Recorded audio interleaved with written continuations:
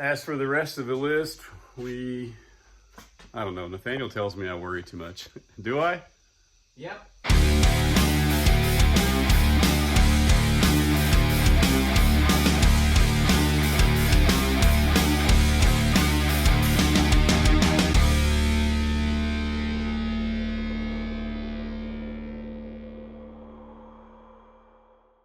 What's going on, guys? Welcome to another episode of Spyder Garage.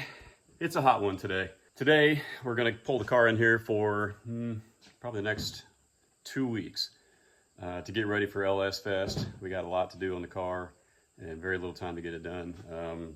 Nathaniel's going to college full-time. I'm working full-time. And we only got 1 weekend in between to really get all these things done. So today's the day we pulled in here. It's a Sunday right now. So we'll get a good start today, but we'll bring you guys along and hope that we can get all the stuff done in time for Holley LS Fest. The first time we've ever been to that. We're pretty excited about it. We're actually going to be in the Holley booth this year, so hope to see you guys out there. By the time this episode comes out, we'll have already been there. But anyway, hope I got to see a lot of you, and here we go.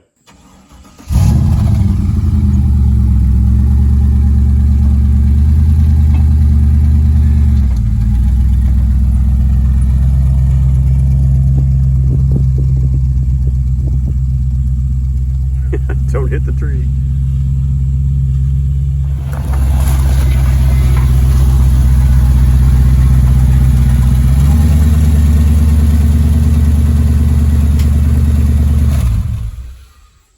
All right, car's in the garage. Let me show you the list of things we got to get done. All right, this is what to get done before LS Fest. All the stuff down here is what to get ready for drag week in addition to all this stuff up here. And there are, I think, 21 things on the list up here. A lot of them are little small jobs. I'm not going to take you through every single one of them, but we do have a new intake. We do have new coil packs. We have the biggest job of all, which is... All of it? I don't know what you're talking about. Oh, the exhaust? The exhaust, yes. Yeah, we only have all of it to do. Yeah, the big ticket item is the U-Fit dual exhaust kit that came from Flowmaster. Holley Performance sent us one of those. There is not a pre-made exhaust kit for a Monza. Imagine that. Yeah. Yeah, there's nothing for a Monza, actually. So we get to custom make one. Actually, you get to custom make one. Yeah. With your brand new Miller welder. You can cut it, TIG it, and make a cool new exhaust with it. But a lot of the work that's going to involve in that, which that alone is in and of itself is huge. We have a new set of headers that I think might work or may not work. We're not really sure yet. I'll just be straightforward with you guys. Probably not. Yeah, there's a very good chance they won't. So we've got to hurry up and figure out probably the first thing today, to be honest. Yeah.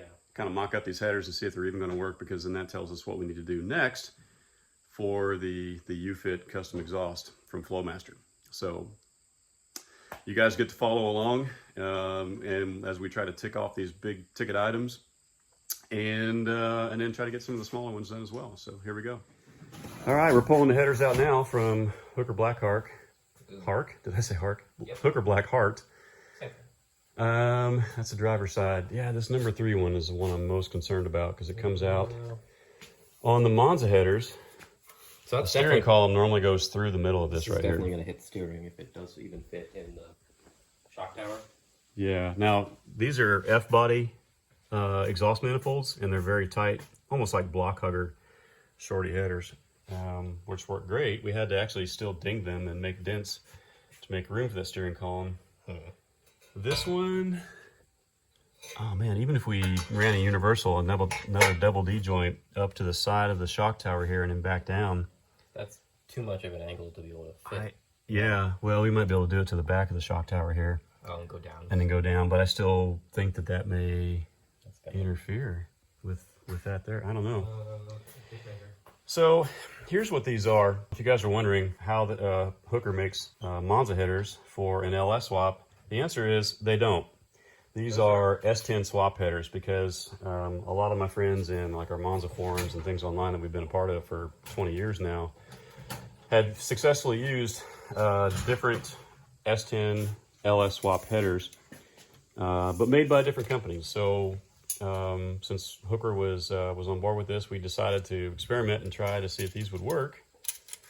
because this is what we had available to us.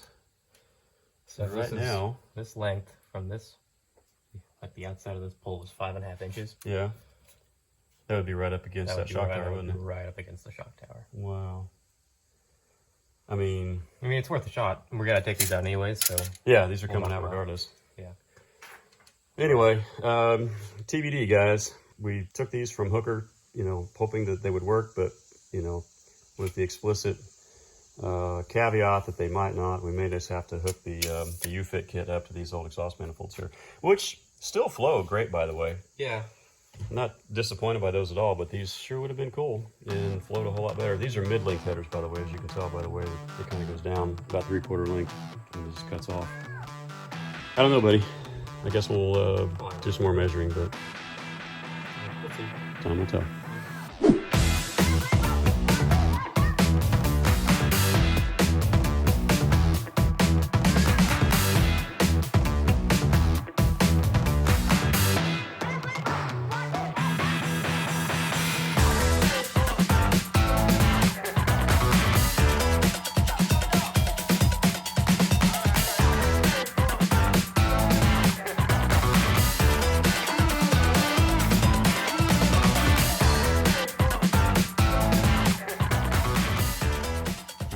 Come here, check this out. Oh, that's the big one? I forgot we had that already. There's the old one. The old one, if I recall, I think is about 75 millimeter. Yeah. And there's your new MSD throttle body at 90 millimeter for a new intake that we actually have coming that we haven't told you guys about. If you guys watched our unboxing of all of our Holley goodness. Yeah, that intake changed since then. Yeah, we've since decided to go with a different intake. Actually, supply chain issues, and so the cool thing is we actually like the newer intake better. So, and it's shipped. It's not here yet, so somewhere in this video we'll reveal it to you guys. But hint, hint, it comes with a 90 millimeter MSD throttle body. Yep. And the intake itself will show up probably tomorrow. Very nice. So it has this steam tube. Gets rid of these two down here. Oh, does it? Yep. Okay, we'll have to figure that out then. Yep. All the fuel injectors come out too? Yep. All 8 of them? Yeah. Wow, good job, buddy. You just got caught on some wiring there. Oh, yeah. Oh, shoot. It's wrapped up in it. Oh, yeah. Crap. We'll have to unplug. Who wired that thing? It was me. I don't know why I went around the fuel rail. Probably just to keep it tucked underneath nicely so it didn't fly out. I just got it here. No, just unplug it from the alternator, that's all. Oh, yeah. Yeah, just unplug it there and then pull it through. There we go. Whoop, whoop, whoop. There goes the gas. Yep. Cool. All right. Old injectors, old fuel rail. Still using this fuel rail, but we're getting new injectors. Yeah, we didn't realize the new intake could have used some new fuel rails, but it will work with the stock ones, and so yeah, this one still works great. Yeah, in the interest of time, we're just going to use the old one for now, but we do have new fuel injectors. That's a new thing you guys didn't know about. Yep. Look at that, it's looking a lot cleaner in there. Yeah. Pretty cool. All right, you ready for the intake next? Yeah. Okay. Oh, too easy. Don't forget your map is still plugged in back there, so you might just have to go up and forward if you can. Yeah, that's what I'm trying to do with them. Yeah. Just be careful what drops in those intake runners too. Yeah. Nothing should drop in because all the bolts are in the holes. Yeah, I know. Nothing should. Yeah. Oh, wire. There you go. Well, look at that. Knock sensors and then your steam tubes. Yeah, you've never seen the underside of an intake Renalis before. That's a lot dirtier than I thought it would be. It is. You're right. You've got some dead bugs or something in there. I don't know what's. Wow. Okay. Look at that. That fell in there and filled in. Interesting. Well, let's get this plugged up and cleaned up real quick. Yeah, definitely. So there's the intake pulled out with the Cathedral Port intake runners stuffed with paper towels. We're going to try to clean all this up right now. A little brake clean and some paper towels, but we're making some cool discoveries while we're down here too. since we've never pulled an intake off, I know this is probably common knowledge to a lot of you guys out there, but I didn't realize the steam tube went up into the bottom of the throttle body and then back out here. And then, of course, we've got our custom-made little billet piece here, that stainless piece that went back and recycled it all. But now the new intake over here obviously doesn't have that. And so we're just kind of figuring out, like, well, I guess we just go directly from here back up to here to recycle it now. We don't have to take the extra long route. And I'm assuming, I mean, that just must be for like cold weather applications. Just run some warm antifreeze through there to warm up the air temperature. I don't know. Yeah, it makes sense at least. But yeah, that's my theory. You guys can comment down below what you know about that or what you think about that. But obviously the new intake is probably not meant for winter applications, and so it doesn't have that, so we're just going to go direct. All right, here's something you guys might remember. If you guys watched our painless wiring rewire video, that was easy. Yeah, it was super easy, but one of the things that we pointed out was that the F-body oil pressure sensor, or the pressure transducer as they call it. Yeah, it's different than what Holley has for their kit. And we couldn't get out at the time because we didn't have this certain socket/tool. Well, we also didn't have the correct sensor. That was on its way at the time. That too. We now have it. We've had it for a while, but today was the perfect opportunity to get back there. As you can tell, it's a lot easier to access. Yeah. And we also have the right tool to get it out. Yeah, so we're going to replace the sensor and then plug it in. We'll actually have a way to tell what our oil pressure is in this thing. Yep. Yeah, it was just an F-body only kind of quirk, and this just happened to be an F-body LS1. So anyway, out with the old, in with the new. Well, we're learning a lot here. There's, on the left, there's the old pressure transducer. On the right is the new. Now you can tell why that the Holley Terminator kit wouldn't plug into it. However, those threads aren't the same, so I'm not going to be able to put that in today. I'm going to have to run to town to get a brass adapter of some sort before I can put this in. So, but anyway, the point still stands. F-body sensors don't work with the Holley Terminator kit. You need this one right here, and apparently you're going to need an adapter too. Check this out. We just pulled a valve cover off for the very first time, and we were told this engine had about 36,000 miles on it. We've probably put just over 10,000 on it since we've had it. That seal looks really good too. Yeah, look how clean that is. Look how clean that is. That is how a motor should look. That's exciting. That's pretty good. Yeah. Yep. All right, we'll get this other side off here. What we're going to do, actually, if you guys are wondering why we're pulling these off and we don't really need to, is for visual, we're going to paint the valve covers a black wrinkle finish. Yep. Because we're definitely going for kind of the black-red theme, because. And they just don't make aftermarket valve covers for these early Gen 3 LSs with. It doesn't have the center bolts. It has the bolts that go all the way around. Plus, it has the parts built into it for the coil packs too. So we're stuck with these valve covers. So we're just going to make them look nice. Wait, what was that? I just never noticed these bolts have pegs built into them that hold the wiring. Oh, that hold the coil pack wiring harness on there. Yeah, never noticed. Yep. Well, we're learning. First time you tear a motor apart, you learn all kinds of new stuff. Yep. Well, that's not too bad. So there's no bracket to hold these on. It's just built into the valve cover. Yeah. Huh. Well, how about that? Okay, Nathaniel got the old master cylinder out. That was the old early Corvette style master cylinder. Yes, we did cut the firewall. It's a long story. We'll fix that somehow.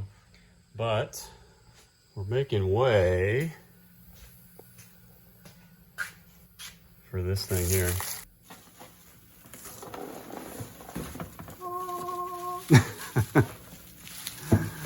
This thing is a thing of beauty. It's cool.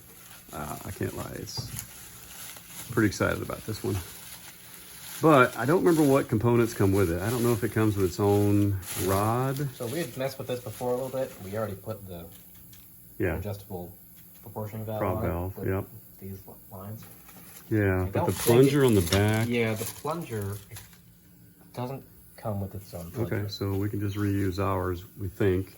I'm going to take a micrometer and measure this distance. Right, And yeah. make sure it's the exact same what we had for that rod. Right. Make sure it'll work.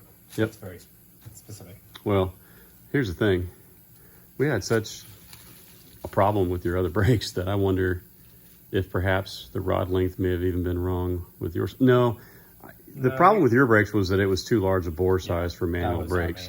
Yeah, because yeah, that master cylinder was originally for a brake booster. Yep, for the brake booster that we. Booster, you need a bigger bore size. Right. For the vacuum. Yep, and this one is a smaller bore size for manual brakes. This is what we spec'd out with Bear when I talked to him on the phone. Yep. And you can see right there, it's a 15/16 bore size. Just, oh, look at that so thing. Cool. Look at that. It's got little part. You have to like. Yeah, it's a billet piece. Yeah, it's actually a billet lid. Even it's sealed individually. You got to take the rubber out. Oh, okay, gotcha. Yeah. Oh, okay, that pops out. See? Yep.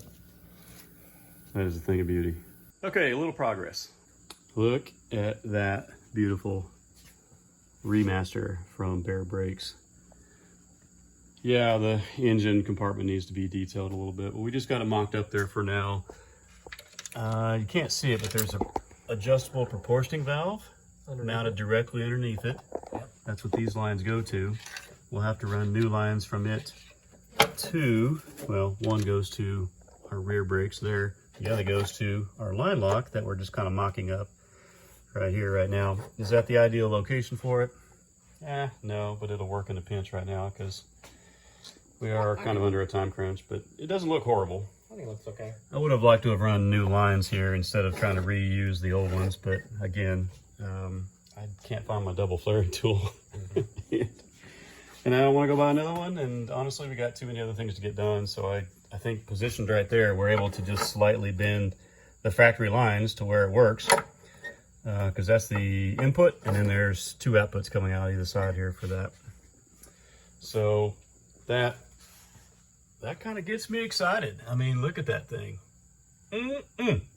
Okay, next item on the list. We're going to try to get this installed in the console in a manner that looks like it should have been there from the factory. Right? Wait, say that again? Good luck, right?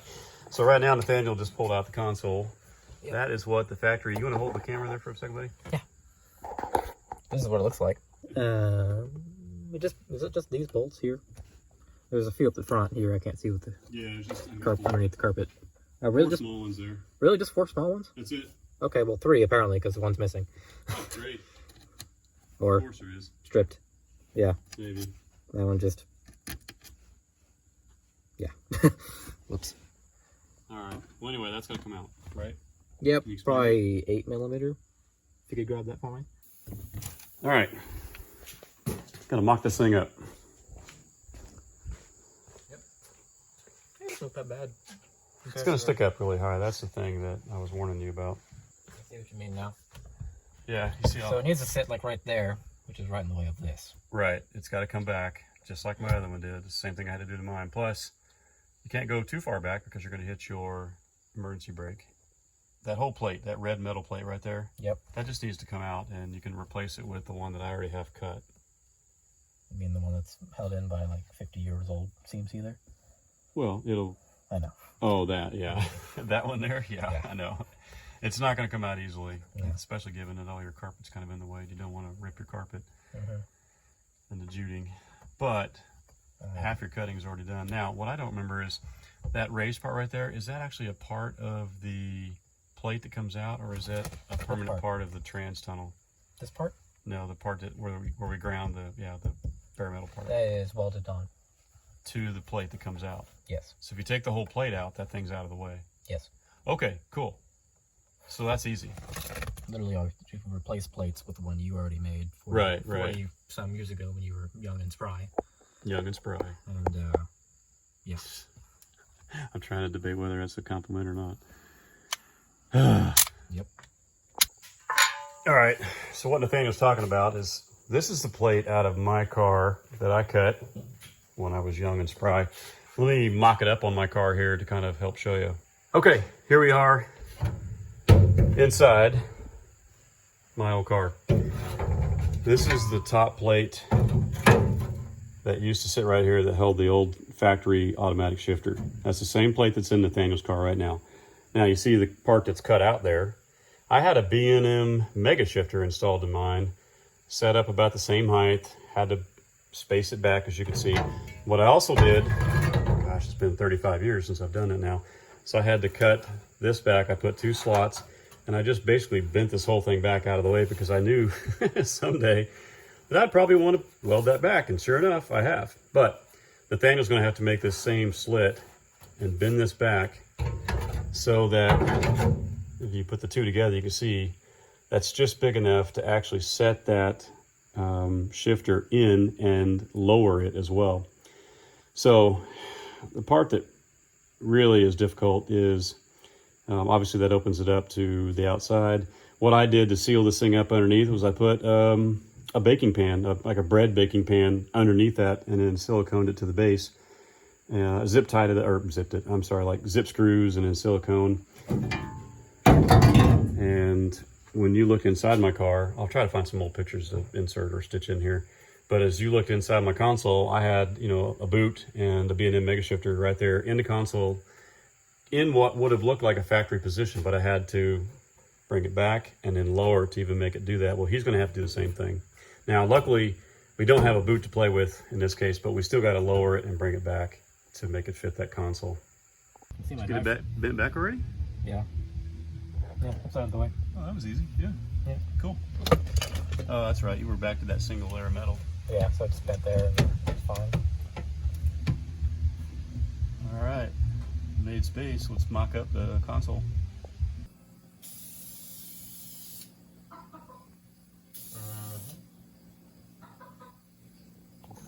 Check it out. Look what just came in the mail. I don't want to drop this. Yeah, be careful. Oh. Oh, that sits up really high in the front. It's not sitting where it should be. Oh, it needs to go all the way back, yeah. Should go back more. Yeah, it needs to go back more a lot. Can you slide it anymore? If it drops down. I got all that wiring in the back that's in the way. Oof.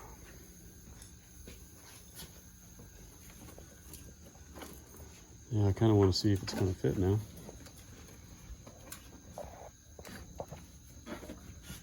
It's got to go down below that and past that water pump right there is the main issue, isn't it? Yeah, I'm just hitting that. There's just a lot of sensors and wiring back there. Yeah. All right, let me put the camera down. I'll help you. Yeah. All right, I think we've already found one discrepancy with the early style LS1. It has steam tubes that connect in all 4 corners right here, and as you can see, they also connect in the middle. Yeah. And it is sitting on top of these steam tubes. It's clearly in the way. Ooh, careful. You all right? Yep. Anyway, easy enough to take this thing off and see if that's really what our interference is. If it is, then we've got to go for some sort of aftermarket steam tube solution. Probably one that disconnects the ends and probably doesn't connect in the middle, to be honest, but we'll find out. We'll do a little more research, Yeah. But for now, we're just going to remove it. And yes, it's raining cats and dogs outside, so sorry for the noise. I'm trying to prevent that. Can you get that wire out of my way? We don't have enough hands. There we go. So. All right, try again. I'll hold the cables out of the way. Because it's 1 inch longer and 1 inch taller than the stock intake, we found out. And it does like to go all the way to the back. Yeah. Doesn't seem to like that water pump though. Yeah.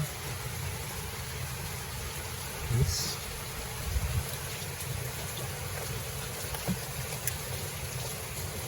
Try it now, yeah. As far back as I can get it. No kidding. All right, I'm gonna set the camera down. We'll keep trying. Okay, we've had to make some phone calls to Holley and go online and do a little bit of research on our own to figure out there are some issues with hooking up the Atomic Air Force intake from MSD on an LS1 or an LS6. So let me show you what those are. First item is the fuel rail. An LS1 or LS6 fuel rail will not work. It is too flat, actually. you need a taller one from like an LS2 or an LS3. So that's one thing we've got to swap out already. Either that or just go with a billet aluminum set with some AN lines that connect either way on the front or the back. That's probably what we'll end up doing, but if you want to use a stock rail, use an LS2 or an LS3 one that has a taller center bar that goes across there. Next thing is an LS1 has this boss that sticks up here on the water pump. An LS2, LS3 does not have that, and this hits. Now, to Holley's credit, they mention this in the instructions. They say to shave it down until it fits. You got to shave the nut down, shave part of the boss down. There's even part of the backing plate right there that we've got to shave down. Concerns me a little bit, I'll be honest, because when I mocked the intake up here, it looked like it had still another ½ inch to go down before it would touch the very front of the intake runners here. So we'll just keep shaving on that until it clearances. But it's been done before. Holley says you can do it, and we're going to run with it. And lastly is this. Our stock steam tube setup has to come out. It will not work. And that is primarily because this intake is massive. It's like an inch wider and like 2 inches taller, or an inch longer and 2 inches taller than the stock LS1 intake over there. But it also sits right on top of this valley plate right here. So it's got to come out. Now, interestingly enough, I didn't realize until I was doing some research a little while ago, LS1s and LS6s have steam ports on all 4 corners, which is great. It's great to get hot pockets out or steam out at the high points in each part of the head and each corner. LS2s, LS3s only have the front. They're blocked off in the back. However, it's better if you have all 4 of them. So we're going to go with an aftermarket, probably something from Earl's, to put in the billet bosses in the corner there and running like a -4 AN line all the way to the front here and connect all 4 of these together and then run them back in here.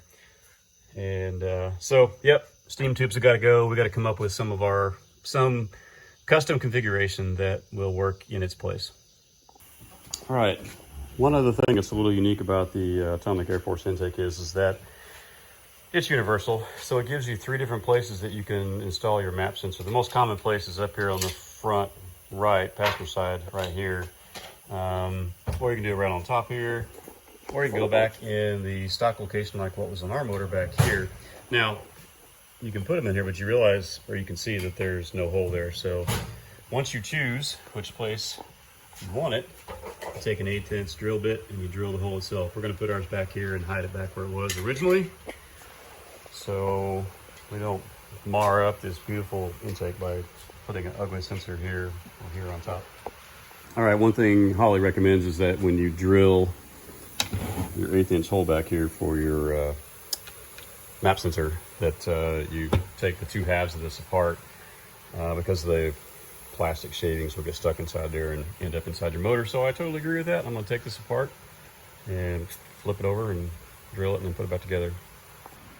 Check out the inside of this intake. Look at those horns.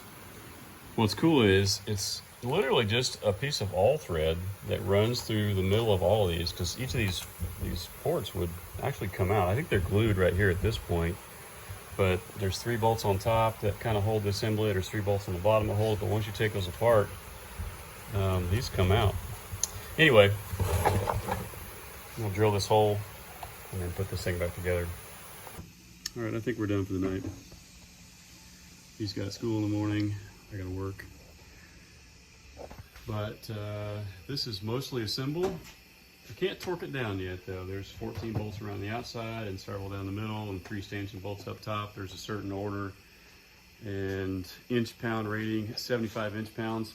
I don't have an inch-pound wrench. I was gonna convert it to foot-pounds, but 75 inch-pounds is only 6 1/4 foot-pounds. And the lowest my torque wrench will go is 10. So I'm gonna borrow one tomorrow and I'll finish that up tomorrow.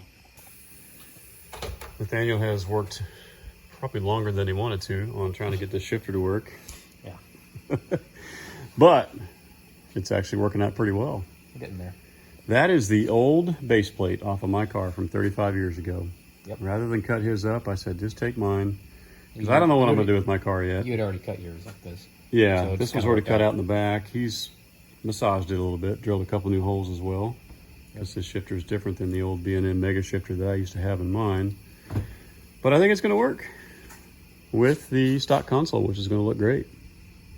So, anyway, we're going to call it a night. And, golly, look at this mess. I mean, it's a lot of cool parts laying around, but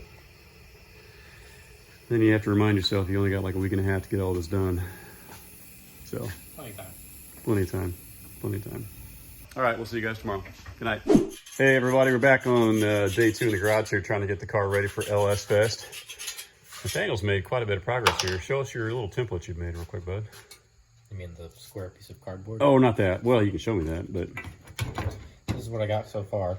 It's already bolted down in 2 spots. Mm-hmm. And it fits inside the car well. So I just need to make another third mounting bracket by putting a little tab here and then drilling a hole in the base plate here. Yeah, it's only bolted down 2 spots. We want at least a third. Doing the third one. If it gives me issue, then I'll do another 4th one with an L bracket right here. On the bottom one right there? Yeah. Okay. But for now, I think 3 will be fine. And then if we have time, if it doesn't take you too long, maybe weld a piece of metal or rivet a piece of metal on the bottom there to close it off from the outside, because it's going to get kind of hot. Yeah, kind of like your bread pan idea, just with actual sheet metal. Okay. So. Well, for LS Fest, we may just like stuff something down in there to keep the heat from coming in. Yeah, we got a transmission swap coming up this winter, and we may extra heat wrap. We could do that. Yeah, we could. We could take it up there and just something. Either way, we're running out of time, and we know the transmission's coming out this winter anyway, so that will give us perfect access to the bottom of this to be able to create a permanent solution for this at some other time. Yep. Over here, finally got everything I need. I didn't have an inch-pound torque wrench, so I got that. I got a 5mm Allen head. I'm going to start on this to 75 inch-pounds in a pattern. It starts in the center, works its way out just like a normal intake does. So I'm going to do that. And then I think the valve covers will go on the car tonight. Those are out here with a freshly painted wrinkle finish, black wrinkle finish. I think that'll contrast nicely with the red MSD coil packs that are going on top. And also goes with our black and red theme as a whole. So once that goes on, then I think I'll feel a little better about grinding down this boss right here, because that is one thing that's LS1 specific. That is in the way of that massive Atomic Air Force intake. It's got to get ground down, and we're just going to keep grinding it. But I just, I don't want metal filings showing up in the lifter valley there. So we'll cover the whole engine, obviously, but I just feel better having the valve covers themselves on before I start that. All right, I'm going to finally put these 2 halves back together and torque them down. You got to do the 3 stanchion bolts here in the middle first in 2 stages, up to 75 inch-pounds. And then there's a pattern right here in the book as well to go around basically from the inside out to do the outside ones here as well. Once you do these, then you go back and double check the 3 stanchion bolts in the middle. So I'm going to do that right now.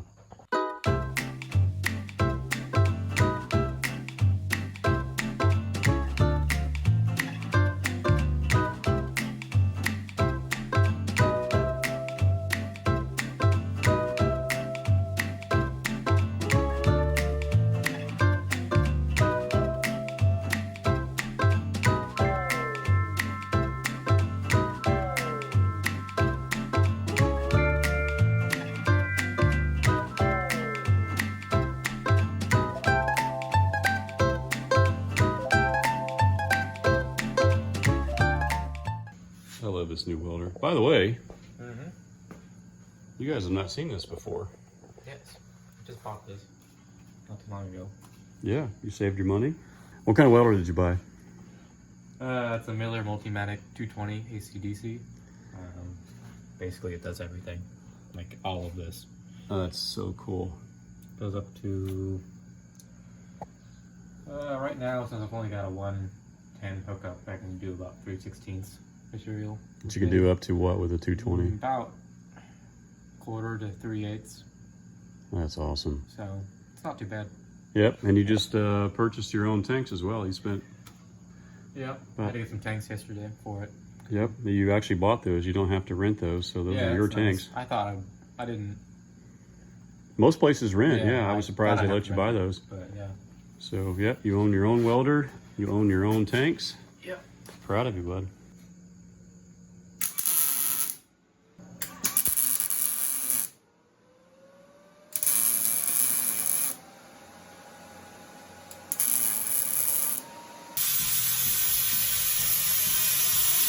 Hey, welcome back to day 3 in the garage. That pair of legs you're looking at right there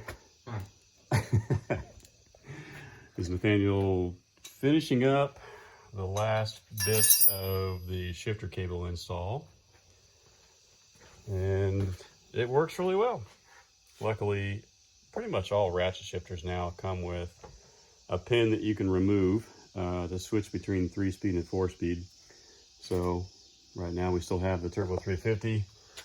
When we get the 4L60E later, we'll take that pin out and get all 4 gears. But man, it's fun banging through those gears. Okay, it's in park. Yep. Reverse. Neutral. Neutral drive. Drive. Oh, okay. It just, yeah. Okay. Second. Well, sorry, second. Whoa, wait. Yeah, you were in drive. I was in drive, my bad. Yeah, I gotta get used to this. All right, so first. It looked like I went twice. Yeah, my bad. No. All right, first, second, drive, shift up, all the way to park. Okay. There's reverse. That's neutral. Yep. And there's drive. Try it out.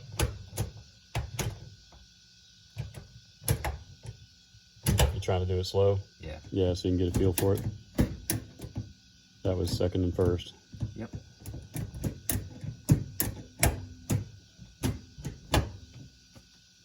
Pretty good. Awesome. Pretty soon you'll be like, yeah, just like that. As for the rest of the list, I don't know, Nathaniel tells me I worry too much. Do I? Yep. We're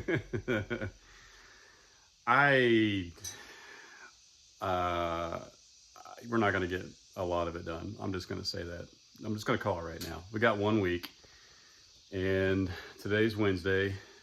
We leave Saturday midday to go to our friend Rusty's house so we can use his lift so that we can install the Holley Flowmaster U-Fit exhaust system.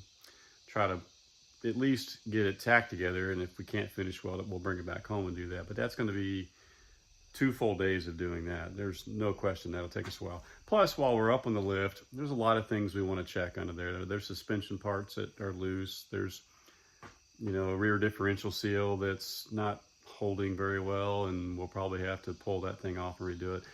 Point is, we'll find about 15 other things to do while the car's on the lift, and we won't get anything else done on the list. It'll be other things that we check. That's just kind of, you know, precautionary stuff while we have the opportunity to be on a lift. So,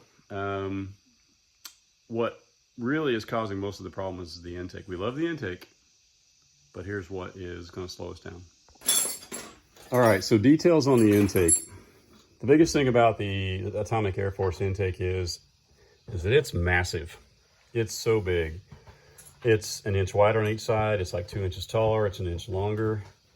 There's not any space underneath to retain even the wiring, let alone the steam tubes, which took up a lot of space, but even the thin wiring for the NOx sensors, that had to come out because it sits right up against that valley plate. So that's out. So you see the steam tubes are open. We had to order kind of a -4 AN kit with some billet bosses at all 4 corners. A lot of guys only connect the front 2 and block off the back 2. That's really not great. I want all 4 because that's better for your engine anyway, to allow that steam to escape and not overheat the back cylinders. So we got to custom build an AN kit for that. Fuel rails. The LS1 fuel rail does not fit this. And so we had to get another billet fuel rail kit that has to have like an O-ring conversion kit on it as well. All that's on the way, and we're waiting on that. So all that's just going to take some time. That's all. It's not really anything that's super difficult. We're just not going to get it running right away because we're still waiting on that stuff to come in. So Hey, welcome back to day 4. Yesterday we didn't really have a very productive day, so you didn't really see much going on. It was kind of a frustrating night. I can't walk around the corner there because he's got music playing. Copyright. Anyway, biggest issue was we were still waiting on some parts to show up from Holley. No big deal. We knew they were going to be a couple days before they got here, so we couldn't figure out the fuel rail system, the steam tube system. Most of that has arrived today, and the rest of it was the frustrating part. Is we dropped one of the brass inserts for our Bear Remaster master cylinder, which means we can't assemble the lines. We've got no brakes. Got on the phone with Bear today. It's on its way, mailed to us today. It'll be here in a couple days. So that's taken care of. Now we can actually get some progress done tonight. I'll show you what's going on. A bunch of parts came in today. Biggest among them is this atomic fuel rail kit. So we got our billet fuel rails that'll go along either side of the intake right there. We'll make our own -6A end line. AN fittings on the inside of that. And then we got a bunch of Earl's fittings here today. Just all the pieces and parts and fuel ejector adapters for the intake here. Basically, all the pieces and parts to make a new steam tube kit that plugs at all 4 corners, routes around one side, because again, as I mentioned earlier, there is no room underneath. Not even enough room for the really skinny wiring for the knock sensors. So all that's been eliminated. We got to route something around the side. And a lot of that came in today, so pretty happy about that. There's still more to come. That's a good start. All right, quick update. We're test fitting the fuel rails on there right now. And we have to switch over to LS2 style thicker O-rings. Not these. Yeah, the smaller ones for the LS1 do not work. Show them I don't remember if I showed everybody these or not. We got brand new fuel injectors from Excel. 62 pounds per hour. That's the difference. But yeah, look at the difference between the bottom O-rings. You really need the thicker ones to go into that Air Force intake. So we're swapping those out now. And then you can see I've just got a couple of fuel injectors right here in it right now just to hold this in place. But we're making our AN line. And we got to get the other one in place here to kind of figure out the right distance. We don't really want to run this across the front, but with the AN fittings I've got right now and the time crunch that we've got, I don't have time to wait on a T fitting back there that I don't have. What I really wanted to do was run the original fuel line to a T, the back, and then straight across the back and have nothing on the front here. Ain't got time, so we're just gonna run. That's just yellow tape, by the way. We'll take that off later. Anyway, later on, I'm gonna go ahead and order the T, but for now, we're just gonna get it running with this, and then we'll swap it out later. Oh, you already popped it in there. That looks pretty cool. Yeah, still gotta get the adapter on there. But distance-wise, do you want to mark it? Yeah, change the marker or something. Okay.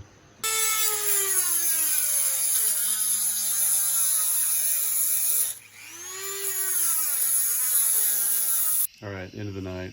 Didn't really get as much done tonight as we wanted to, but I think we got enough done that we have an idea of what it's going to take to get this thing running again. Tomorrow's Friday. We got maybe a half a day to work on this, and then midday Saturday we throw this thing on a trailer, haul it to Indianapolis. We're going to try to install an exhaust. Somewhere in the middle of that, we're going to try to get this thing running. We're running out of days. We're going to leave in about 5 days. So, good night, everybody. We'll see you tomorrow.